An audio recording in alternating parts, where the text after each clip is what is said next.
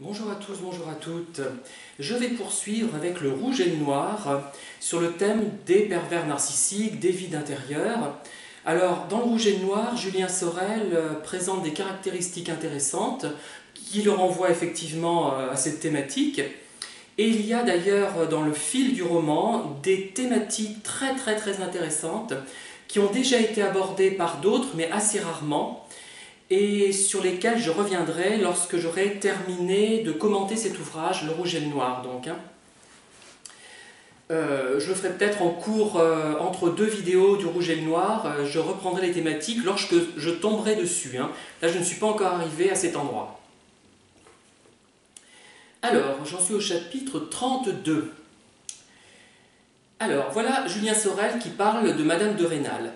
Elle s'en tire comme un diplomate et je sympathise avec le vaincu qui est mon ennemi.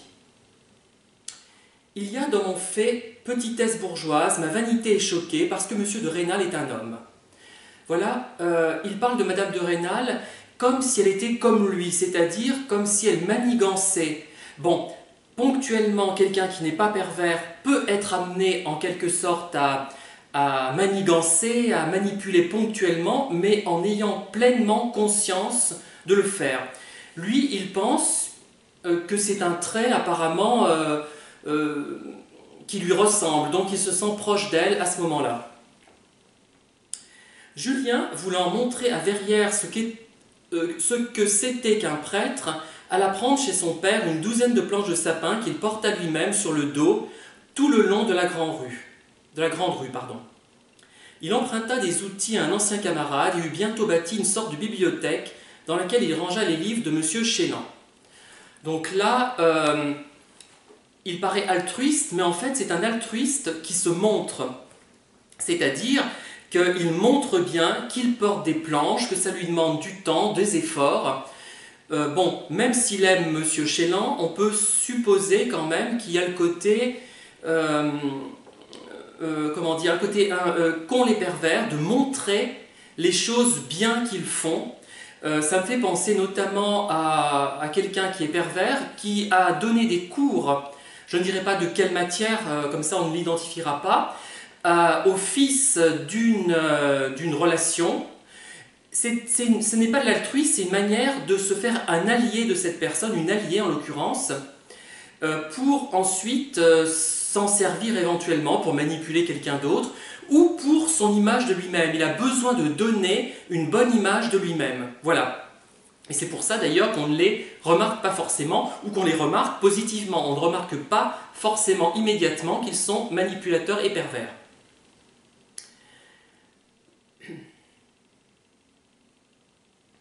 Alors, c'était au tour de Julien qui, depuis 1h30, attendait la parole avec ennui. Sa réponse fut parfaite et surtout longue comme un mandement. Elle laissait tout entendre et cependant ne disait rien nettement. On y eût trouvé à la fois du respect pour M. de Rênal, de la vénération pour le public de Verrières et de la reconnaissance pour l'illustre sous-préfet. Alors là, je n'ai même pas envie de commenter, vous avez compris. Cette conversation floue qu'a le pervers, il n'est pas clair et on peut comprendre ce que l'on veut en fonction de ce que l'on est, en fonction de la position que l'on a. Vous voyez, c'est vraiment très frappant là. Ensuite, jamais ministre éloquent qui veut user la fin d'une séance où la chambre a l'air de vouloir se réveiller n'a moins dit en plus de paroles. Voilà. Tout est stratégie, manipulation pour Julien Sorel. Voilà. Il calcule tout, le pauvre homme. Il doit être vraiment fatigué. D'ailleurs, on sait que les manipulateurs pervers sont fatigués, effectivement.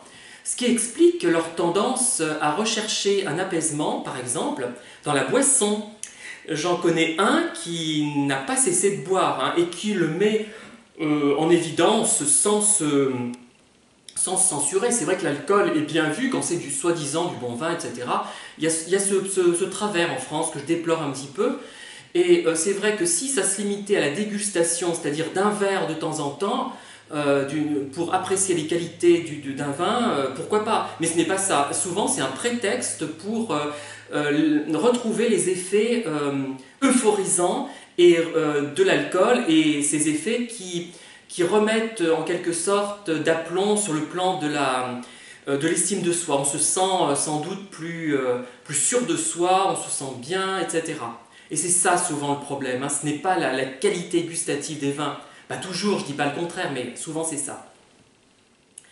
Sa dépêche expédiée, Julien, content comme un chasseur qui à 6 heures du matin, par un beau jour d'automne, débouche dans une clairière abondante de gibier, sortit pour aller demander conseil à Monsieur Chélan. Vous voyez, on parle de chasse, de gibier, c'est toujours la guerre pour Julien Sorel, hein. Il est toujours dans ce contexte-là.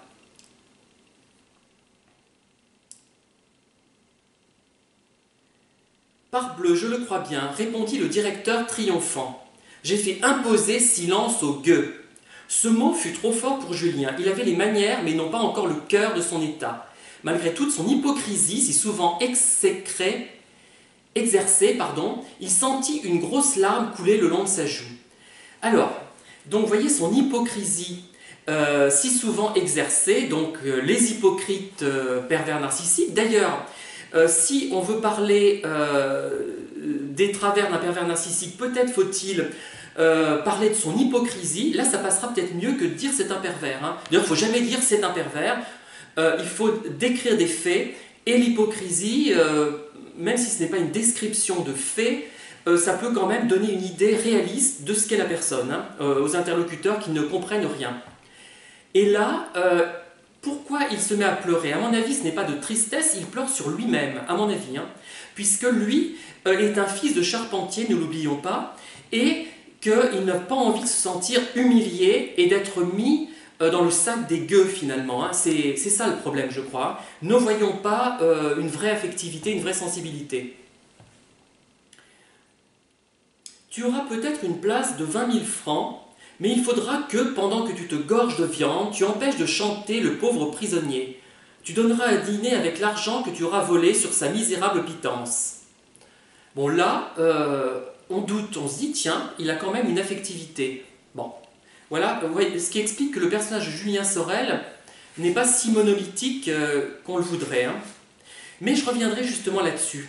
Il y a d'autres remarques qui vont encore plus dans ce sens, qui sont troublantes dans ce livre, qui contredisent apparemment le fait que les personnes soient perverses, mais en fait non. Je vous expliquerai pourquoi par la suite.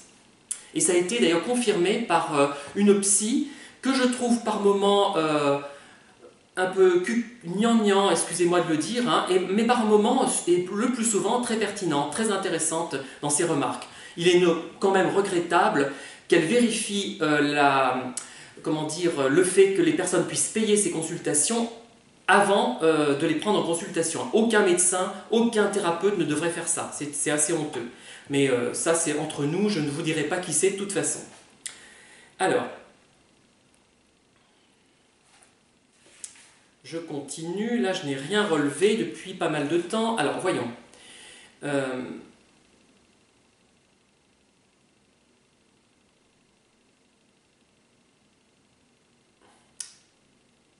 Un homme doué d'une âme noble, généreuse, et qui eût été votre ami, mais qui habite à 100 lieues, juge de vous par l'opinion publique de votre ville, laquelle est faite par les sots que le hasard a fait naître, nobles, riches et modérés, malheur à qui se distingue. Alors là, effectivement, ça renvoie pas forcément à la perversion narcissique, mais ça renvoie au fait que d'être différent est très difficile à vivre, hein. Même pas forcément plus intelligent que les autres, mais être par exemple différent dans ses goûts, être plus sensible, hein. Et c'est une véritable calamité en fait, on se rend compte, hein, le plus souvent. Voilà. Mais il y a quand même de bons moments puisqu'on rencontre parfois des gens qui ont une certaine sensibilité et qui sont capables de comprendre, de nous comprendre, puisqu'elles sont comme nous finalement, hein.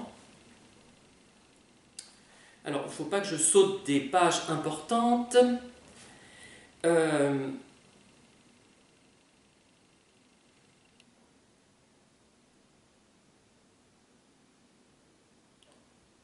Voilà, donc je vais peut-être en rester là pour cette fois et je continuerai dans une autre vidéo sur cette thématique. Même si elle n'intéresse pas forcément beaucoup de monde, elle traite de tous les thèmes finalement des pervers narcissiques, hein.